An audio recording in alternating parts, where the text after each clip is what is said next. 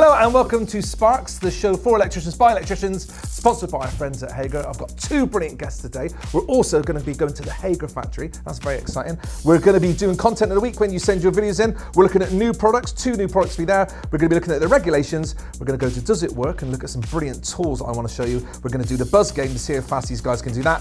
And we're going to be looking at events. It's a jam-packed show. Let's get started. Let's say hello to our guests. I've usually only got one guest, but this week I've got two guests. I've got Kev and Kasia. How you doing, guys? Yeah, very well. Very well, thanks. So usually I've got like old worn-out electricians that have been crawling through attics all their life, and they've got the weight of the world on their shoulders, and they've got very rough hands. But you guys are a bit different because you're sort of brand new to the trade, aren't you? So you've just qualified, Kev. I am, yeah. I am old, but yeah, I've just qualified. I qualified in January of this year, so I've actually been out on the ground, so to speak, for 5 months doing the job. So have your hands still soft, or are they going to... They've started to get a few calluses here and there, yeah. So what made you want to become electrical? What were you doing before you started doing electrical? I was a policeman for 25 years, and when I retired, I decided to go sailing in Greece. So I sailed in Greece for 3-4 years. Pandemic came, couldn't go there, so I thought, I need to do something else to motivate myself. So I decided to become an electrician. You sailed around Greece for 4 years? Yeah. Oh, that's the dream, isn't it? It is. It was great. Yeah. But the pandemic sadly put so an end to that. So on that boat, in the sun, on the Mediterranean, you thought to yourself, No. I'm going to become an electrician. No. Because I like these boats. No. Obviously, the pandemic came and I had to come back to the UK. Okay. So as a result, then I was stuck in the UK. Right. I thought, what can I do? So Kasia, thanks for coming along. So what's your story? How did you get into the electrics? I'm currently still training, so I've just passed my level 2 and I'm doing my level 3 with training in electricals in Nottingham. I do like my DIY and stuff like this. So at the moment I actually work with landlords and I'm doing checking things like EPCs, EICRs, making sure they're valid, etc. So talking to a lot of contractors, we talk to a lot of landlords, and I've realised that that's where the money is. Okay. So what would you say to a lady who was watching this now, was worried about sort of going into that environment or sort of training to do a trade? What would be your advice to them? I think, if this is something you want to do, you just go for it, The guys at the training centre are very helpful. There's no kind of, even the blokes, they're quite helpful as well. All the experience they have, they help you out. So it's not like you feel you're on your own. They're very encouraging. Well, thank you for that story, guys. That's brilliant. And it's great to show people that you can still be electricians at any age, even if you've been on a boat for 4 years, eh, Kev? Absolutely. So Hager have put on a fantastic competition. Now, you remember from last week's episode that Rob went to the Superbikes in Donington, had a brilliant day there, and Hager looked after us brilliantly. So we are going to give away 2 tickets to the Superbike, sponsored by Hager. And let me just tell you what you're going to get. It's a fantastic package. So you're going to get exclusive access to the Paul Bird motorbiking hospitality tent. That's a mouthful, isn't it? But that's a brilliant tent where they look after you there and look after you all day. You'll get food and drink provided throughout the day, including a sit-down meal at lunchtime.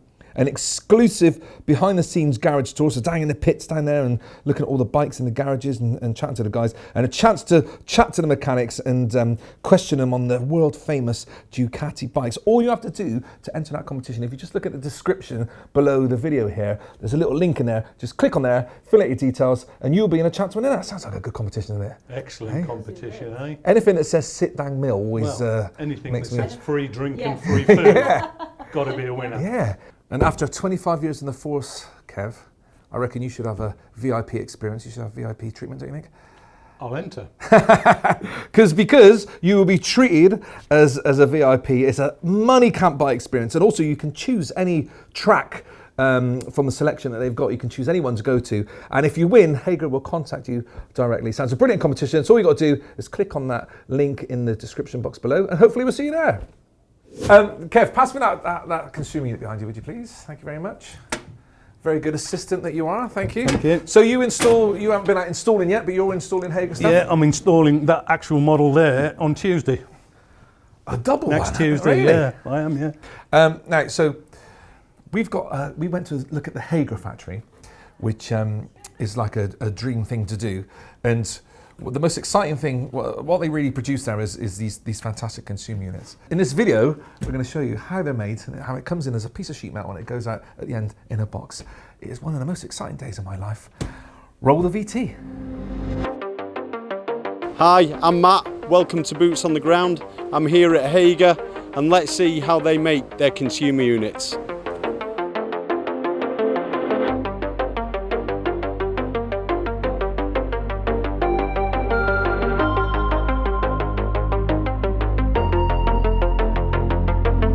What you're looking at now is our Armada combination machine. So it's a mixture of a punching operation and lasering operation. So we take the flat steel, it goes through this machine, and basically when it comes out the other end, we've got a piece of flat steel that's already punched and lasered, ready for the next process, which will be bending up into a box. This machine here is our press brake machine. So we will take a flat bit of metal and we'll actually bend it into position, ready for the next process. So as you can see, we've got Chris who's doing some brackets there, which will move on to the next station, which may be actually bushing them or actually riveting them to an actual chassis basically. Or bigger stuff like this where we'll actually bend them into boxes ready for the next process. This is just a bit of a riveting station. As you can see, what Carol's doing is he's getting the flush units, and where it's been bent up into position, we're just squeezing the rivets in each corner just to make it secure. So as it goes to the next process, it's ready. As we can see, Darren, this is all metal. When the 18th edition came in, that's when it changed from plastic to metal. Yes. Was that a massive change for you in the factory? Massive. The whole shop floor used to be injection moulding machines, and obviously producing the consumer units in bulk like we do, it was a massive change to transfer it all to what we've been talking about with the new machinery like we've invested in to get it as slick as we have now. And how long from start to finish, how long are these hanging here for? So the first part they load till it comes off is 2 hours. So as it comes out the wash, it goes up into a dry off to dry all the wet work. This is called the powder coating process. It's electrostatic. There's a charge through the guns, what will stick to the parts. All the powder's recycled. And the way the world's going today, recycling's all important, isn't it? Yeah, it's definitely important. Go up into a curing oven for about 25 minutes at 200 degrees. The powder gets baked and then it'll come down. Parts are hot, but they will be cured. Welcome to the TP&N line. So here we have a high volume product where we start with fixing the doors together, and also the clinch machine puts the stacks together. So we have a 3-person process. Now this machine is quite sophisticated because it takes a photo of the product to make sure everything is correct inside, so we don't get any bad products to our customers. So these are the stacks that go into every unit, and I'll show you the machine they go into. This is called the clinch machine. Basically what the lady's doing there, she's making the stacks that go together, and the machine will clamp them together. It'll also check to make sure it's all correct as well, and it will buzz out if we haven't produced them correctly. So now that these have all been quality checked, what happens now? So we're now to the final process where they've got to be boxed up ready for the customer. So what we have here is one of our typical 4-way TP&N boxes, and the customer has the option for an extension box. So these will go together and give the customer what he needs. So Darren, we've all been wrapped up, ready to go. It's going to leave. How many units go out of here every week? So our facility's running 24/7, 3 shifts. So I have a 6 till 2, 2 till 10 and a night shift. And during a normal week, anything circa from 6,000 pieces to 8,000 pieces a week on current customer demands. So that's about where we are. As you can see, loaded up, ready to go. So now you've seen it, that is how they make consumer units here at Hager. Thank you for everyone for a warm welcome in letting us come in down here. That was a dream day, that was. Better than going to Alton Towers. I love watching how stuff's made, don't you? Yeah, it's great. Yeah, definitely. Next time you put one of these on the wall, you're going to look at, on Tuesday when you're putting that dual stacker in, you're going to look at it in a different way, aren't you? I am, yeah. You're going to be...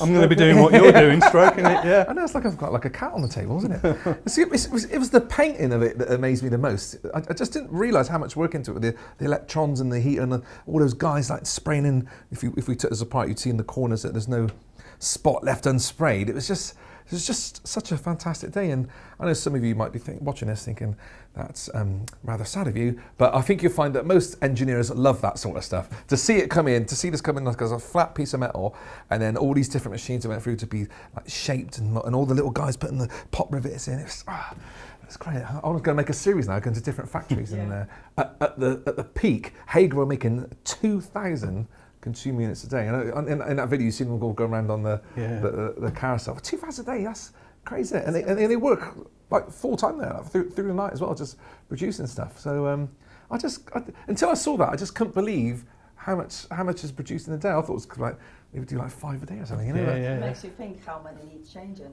with the new regulations coming in. So it seems like everyone needs to get a new consumer unit. It just makes you appreciate a little bit more when you put those things on the wall.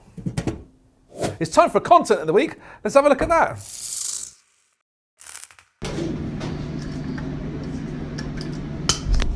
Oh.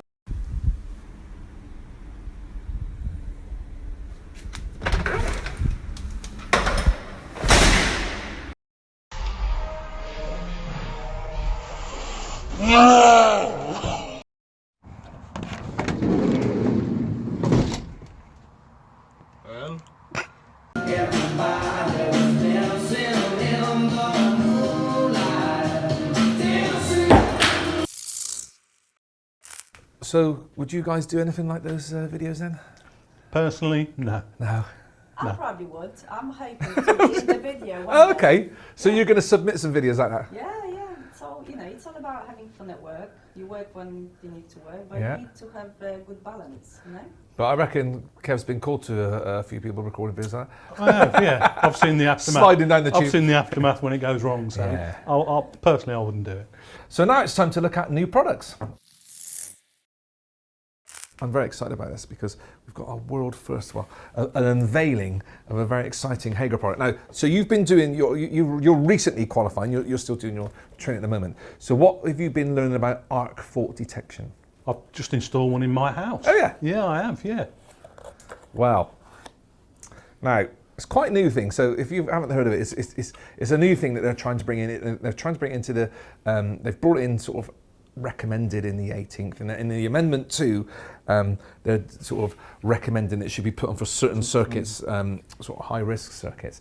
But the problem's always been is that they've been double sized, so they've been that, so they take up, so you'll be right in your double stacker box, but in normal boxes they take up too much room. But Hager amazingly have developed a single size AFDD. This is a brilliant version of it because it's the Perspex one, so you can see right through. But this is a RCBO and an AFDD, so there is a lot of stuff in there, and it's the same size as an RCBO. So when it first came through, I thought it was an RCBO because it's got the same little test button on there. But there is a lot of stuff in there. I mean, that looks like something that looks very complicated. It is, isn't it? I was looking at the picture with explanation what's inside it. Slightly more complicated to the older version I've looked at. Well, as I say, the original versions were double sized, so they were twice width of that. And as electricians, we would complain that it would take up too much sort of ways in the consumer unit. So it is no mean feat that Hager have managed to get this into a single sort of RCBO unit. It's absolutely brilliant. I don't know, just all the stuff in there. It just looks so complicated, isn't it? Of course, with the real ones come there be the beautiful Hager colour. But do you know what they're used for and why they've brought them in? Have you learned about it yet? I don't know whether they were putting it in the new courses. A little bit, but I'm not 100% sure. It looks at a circuit, so an RCBO looks at the circuit and it looks for a fault to neutral or to live, and then it will trip. But this looks at the circuit to see whether there's any arcing in it. So if you if you've got something that's not connected properly, sometimes you haven't got a socket connected properly, and the cable's arcing in the back, you get that little blue spark.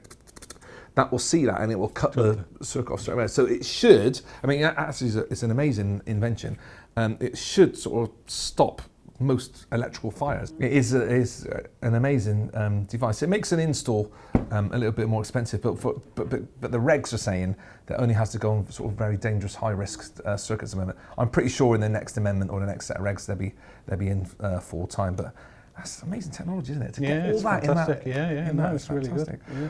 You think only a few months ago that was twice the size, and now some genius person has put that all together into an RCB shaped unit. So these are available from September for you to get into your consumer unit. So if you're working on those circuits and you're working on an installation where you need that AFDD protection, then that is definitely the way to go. Lovely device, brilliant there. Now my second product is from Whisker. Now Whisker, you may remember in the first episode we looked at the gel that you mix together that makes a sort of a joint box completely waterproof. So you're changing a consumer unit I am. Next week. I am. So this is the kind of thing that you might, because when you move positions of consumer units, it's a bit of a pain sometimes because the cables aren't long enough. So sometimes people want a consumer unit like move from there to over there, and the cables aren't long enough, and you've got to get up there, and you've got to joint all the cables in joint box. In fact, you were saying about a bad thing that you saw on an ERCR. One of the worst things I ever saw, someone moved to consumer a meter from there to there, and they jointed the cable. All they did is they twisted the cables together and just wrapped them up in tape. every circuit. But this does away with that. This is a consumer unit joint box, or connection unit as they call it. And if we look inside, this is like your standard 6-circuit consumer unit as it would be before. You connect, it's just a big joint box basically. So you bring all your old cables from your existing consumer unit into the top there, and they're all push connectors, so those nice sort of Wago type clips that we like, and then your new cables to go to the new consumer unit come out the bottom or out the top, however it's wired. I just think that's a great idea. Brilliant, isn't it? Yeah, it's great. Yeah, I really like that. They're only doing this size. I spoke to them. I said, I think you should do like a next size up, because say that unit you're going to change, that double stacker. Yeah. Well, you'll need like 2 of these. Yeah. Because in the regs, as you know, joints have to be accessible at all times, so we need to get to it. So we're not hiding joint boxes. So I do love that. So if you're changing the position of a consumer unit, I do think that's a brilliant device to use. This should make your consumer unit change much faster. So that is the consumer unit connection box from Whisker. So now it's time to talk about regulations. So I feel a bit unfair talking about regulations in depth, you guys, because I know it's all, but it should be all brand new in your mind, shouldn't it? Because you've been learning to the 18th regulations. Mine was the 16th. That's how old I am. So what do you know about RCD testing? Like the times? How many? When you do on your EICRs that you've been looking at, when they had the RCD tester? How many? Can you remember how many the sort of setting they would test it on? Have you learned that yet? No. We did, on the course, we did a little bit of periodic testing, but because there was such a large group, it was quite difficult. What about you, Kev? When you got it testing? I have a tester that's pre-programmed already, so all I have to do is connect it up, and it actually does all the tests for me, so I can go away and do something else, and then come back, and the actual results are there. So all I do is pre-programmed, I just plug it in, and it just tests it. What does it do? It's a Mistral 3155, which you just automatically put in what you want it to do, and it'll do it for you. It's expensive unit. That's the only downside. I've seen that. Some of you have to do dead tests, and then you have to do your live tests. But in the Amendment 2, because we were always trained to, when you test RCDs, to test them sort of at half so say it's 30 milliamps, you would test it at 50 milliamps. Then you would test it at times 1, which is 30 milliamps, but on both sides on the wave. And then we would do a times 5 test. Quickly do the maths on that. That's 150 milliamps, isn't it? Yeah. Still got it. So 150 milliamps. So we test it on times 5 just to see what the. Now, can you remember what the times should be? I can't off the top of my head. No, I can't. It's coming up in the exam soon. Yeah, it will be when I do my 18th edition. Well, let us know if you know. Let us know in the comments. Someone give it to you. I'll give it to you at the end once I've researched it. It's 40 milliseconds on the times 5. So that's 40 milliseconds. So Amendment 2 has done away with the times 5 requirement. So we only have to do it at half and times 1. Yeah, it did mention that when we did the test in the loft. Yeah, he did mention that the new regs got rid of that. Yeah. I don't remember. See, everything's coming back. Yeah, sometimes you just need a little push thing. But yeah, so times 5 has gone, so that's one less box that we have to fill out on the sheet, and it's because they get so well tested in the factory. So Hager, when they're producing the RCPOs, we source went to the factory, they test the RCPOs there. So we don't really need to test them again when we're out on site. So as long as it goes on that ×1, then everything's good. So that's another thing that we don't have to do on the new certificates. And also on the certificates, they've taken away like 2/3 of the tick boxes. You know, on those ERCRs you look for all the time, like ticking all the time. They've done away with like loads of them. Yeah, the ones I'm looking is like 6-7 pages. Yeah. Long. Of tick boxes. I know. And of course we check every single one line by line when we're ticking it. So if you're testing RCDs from now on, you don't have to do the ×5, you only have to do the ×1.5. So now it's time to test some new tools in Does It Work. That means I've got to go down to my shed and test the products. You guys could be okay here on your own? Yeah. Yeah. Bye-bye. Yeah. Oh, last time we had the coffee machine, you could have used that. Yeah, but just chat amongst yourselves. We will do. That's all right. I'll be back in a minute. Bye-bye. Bye.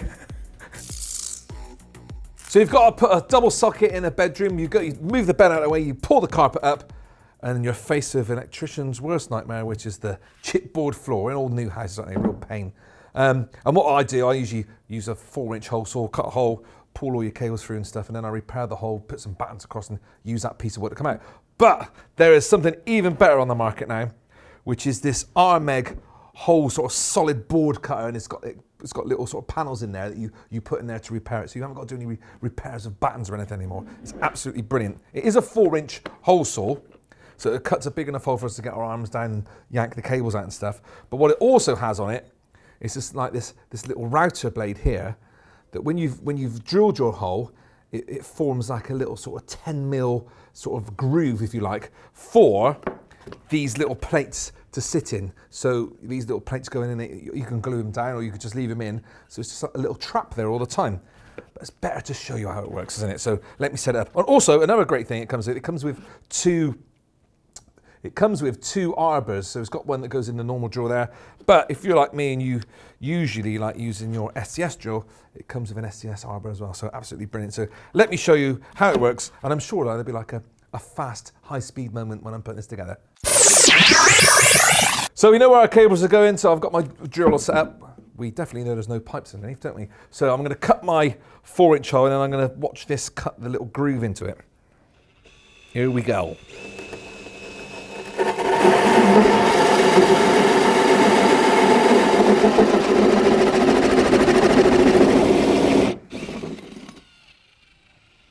It's so cool, isn't it? There's my little 4-inch wooden bit. I don't need that anymore. But as you can see, it's cut a nice groove in around there. So in there I'd be pulling all my cables out, do all my stuff. And then when I finish with it, I get these little plastic caps out. And just pop that back in there. As good as new. Look at that. Put the carpet back down, put the bed back. You never know. That's absolutely brilliant device. It comes with 2 of these plastic plugs with it. Like, you can order more from their website or from the wholesalers, but that is much easier than doing the old batten thing. So I absolutely love that. You know when you're trying to measure something really high with our flimsy rubbish tape measures? Yeah. Fear not, because Bosch have a laser measurer. It's really cool. So it's this little unit here, completely nearly bulletproof. You can throw this around everywhere, put it in a cement mixer, it won't injure it. So you can set it so it's measuring from the top, the middle, or the bottom. So I want to make sure that I'm measuring from the bottom because I want to put it on this tabletop. So I'll select the bottom, which is selected, and then I'll just put it on there. And you press it once and a little laser beam comes out so you can see where you want the ends of the measure to be. And then once you're in place, press the button, and then it's taking the measurement. So you'll see a measurement on there. So I know that it's 2.305 meters from the base of this table to the top of there. Let's have a test to see if it's quite accurate. So I'm going to put my tape out to this piece of wood here. I'm going to go back to, I'll take it out to about 1 meter. And then I'm going to put the back of the unit on 800mm. And don't forget, tape measures have actually got like 1 or 2mm play at the end of it, that little metal bit there. So this takes that into account. So I actually would prefer to take the Bosch measurement than the actual tape measure. So I've got it on 800, the base, the back of it there, maybe 801. There it is, ready to go. And so it's amazing, isn't it? It's come at 0.801, which I've got it on. I've just got it on. It's just over 800 mil on there. So that's a brilliant device. So I guess I'd use it more for measuring upwards to ceilings and things like that. But when you're doing areas, because it's got a little function on it where you can keep taking measurements and it adds it up together, so you can measure a garden or something like that, or a room and volume as well. So a brilliant little device from Bosch, something great for your toolkit. So to be electricians, you've got to have pretty steady hands. How steady do you think your hands are? Not too bad. Depends if I had a coffee. I've not had my lager today, so I'm all right. So it's time for the buzz game. Right, so you're all wired up. Yeah. This is that feeling you get as now when you touch something live. There's the time to beat. You can see mine's the slowest because I felt terrible when I was doing it. Okay. So when you're ready, Right. with the right hand, Yeah. Yeah. off you go. 4, 2, ready, 3, 5, 6. Oh my god. You're on the straight now. I know. Oh. So the faster you go, because I forgot to tell you, you get a time penalty every time you hit it. Yeah. Now you do mine. Now you got the hang of it now. Oh my days, what am I doing? Yeah, 5 hits there. Oh my. You nearly there? Yes! Quick, turn that machine off. Right, it's PC Kev's turn to go. 3, 2, 1, go! Oh, that's 4 or 5 already there, Kev, I reckon. In the corner. Oh. That's where you're twisting yourself there, Kev. Around he goes. He's flying through it. Like he's chasing a shoplifter or something. There he goes. Boom! How do you think you did? Well, I'm hoping I did better than Kev and you. Okay. My hands are more steady. Well, give me longer hands. look at the times there. Where do you think you would come on the board there? Well, I want to be above Adam, obviously. Oh, okay. Nick, Rob, and so I need to be the best. I'm Okay. always aiming for the highest, but I think I'm better than you. Maybe below Rob, between Rob and Nick. Nick Knowles the second. Yeah. Okay. Yeah. Well, Go on. you are sort of right. All right. You got 1.18.21. So you beat Nick Knowles the second. Yeah. Yes. Very. I'm happy with that. That's made your day, isn't it? Yes. But the question is, what did PC Kev? What do you reckon you got, Kev? Well, I think I hit that tube quite a few times, so I think that'll have a bit of a detrimental effect on my time. So I reckon I'll be behind Nick Knowles. You reckon you're under Nick Knowles the second? I reckon I'm in between you and Nick Knowles, yeah. You think Kasia was a bit faster? Yeah, I do. Well, I could tell you, Kev. I think Kev was faster. Do you think so? It felt like it. You got 1.13.83. Oh, Yeah, yeah. that's good, isn't it? Because you're used to chasing after bad guys. I am, yeah. And it wasn't fixed at all, was it? No. So yeah, that's pretty. Well, still better than mine. I don't know what I was doing. Must have stopped to go to the toilet something halfway through when I was doing mine. So that's this week's buzz. Let's look at the events that are coming up. So coming up in July, we've got a couple of events for you electricians. The first one is the International Conference on Electrical Engineering, Computer Science and Technology. And that is in London on the 26th and 27th of July. And something slightly more exciting is the Electrical Industries, that's a brilliant charity, Electrical Industries charity. They've got a golf day up north in Tyneware on the 8th of July. To play a bit of golf, guys? Volleyball. Volleyball? So that's the over the top of it. That one. Oh, okay.